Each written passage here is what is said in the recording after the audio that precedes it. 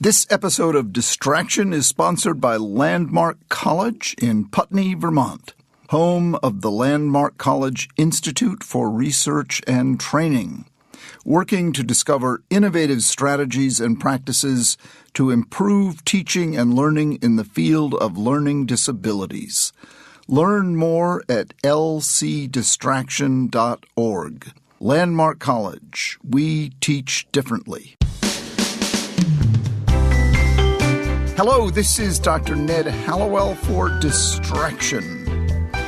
Our wonderful producer, Sarah Gurton, asked me to do a mini on a new phenomenon called Phubbing, P-H-U-B-B-I-N-G. Phubbing is the act of snubbing someone else with your phone. And she wanted me to sort of ad-lib about why this is bad for relationships. And to help me, which she's always doing, Sarah is always helping me, as is our sound engineer, Scott Person. They're both so helpful. To help me, because I need help. I am someone who needs a lot of help. They gave me some notes about phubbing. And one paragraph, and this was taken off some website somewhere, I found so appalling that I thought I would do the mini based on the note that they gave me, because it's a commentary on our world. So let me just read you. The note says, why is phubbing so bad for relationships? And my first reaction was, well, isn't it obvious if someone's looking at their cell phone during a conversation? But then the article goes on to say, well, according to a study found via Emma Seppala's, and this is a name's S-E-P-P-A with an umlaut over it, L-A with another umlaut over it. I've never seen two umlauts in one word. Eye-opening article in the Washington. This is eye-opening article in the Washington Post. What in the world is eye-opening about this? Choosing your phone over your partner leads to lower marital satisfaction and more fights? Well, as John Oliver would say, and I can't say it because he would use words that I'm not allowed to say on the podcast, no kidding.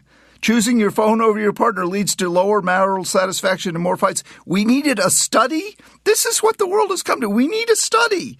It's like, do we need a study to prove that it's not good to fart on an elevator? 17 out of 18 people found it not good. Because why? Because it smells bad and the 18th person didn't have a nose. I mean, do we really need to study everything to prove it? Even just the presence of a phone, the paragraph goes on.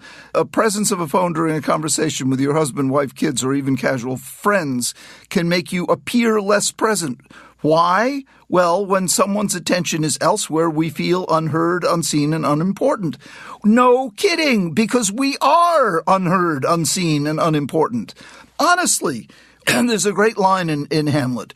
We really need no ghost returned from the grave to tell us this, or pretty much 9/10 of all the other obvious things that people cite studies to prove.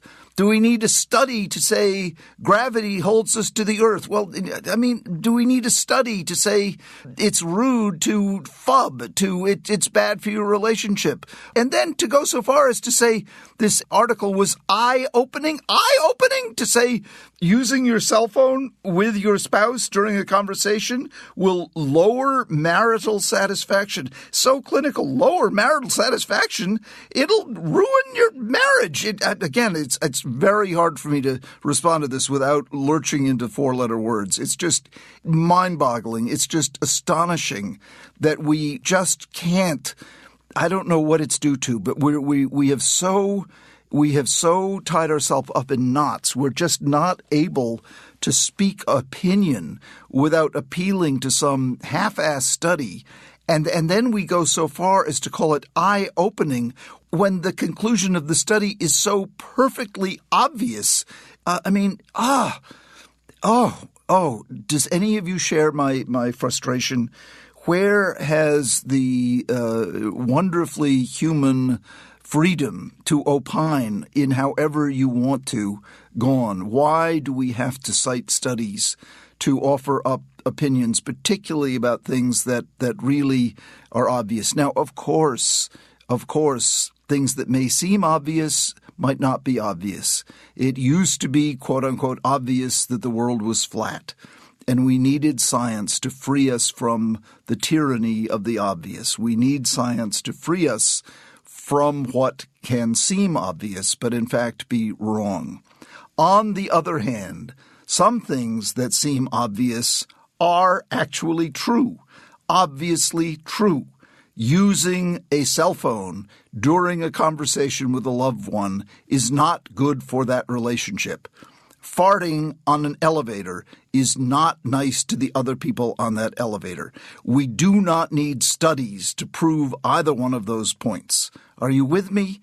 Please join me in the effort to reduce the number of pointless studies and free us to enjoy one of the few pleasures in life that's left, namely the pleasure of voicing spontaneously our opinion without citing a study. This is Dr. Ned Hallowell for Distraction. Okay, remember to reach out to us directly with your comments and questions. Email us at connect@distractionpodcast.com. I know that's a mouthful, so I'll say it again. connect@distractionpodcast.com. Or leave us a voicemail by calling 844-55-CONNECT. That's 844-55-CONNECT. Distraction is produced by Collisions, the podcast division of CRN International. Collisions, podcasts for curious people. Our producer is the wonderfully creative Sarah Curtin, and our sound engineer is the impeccably creative Scott Person.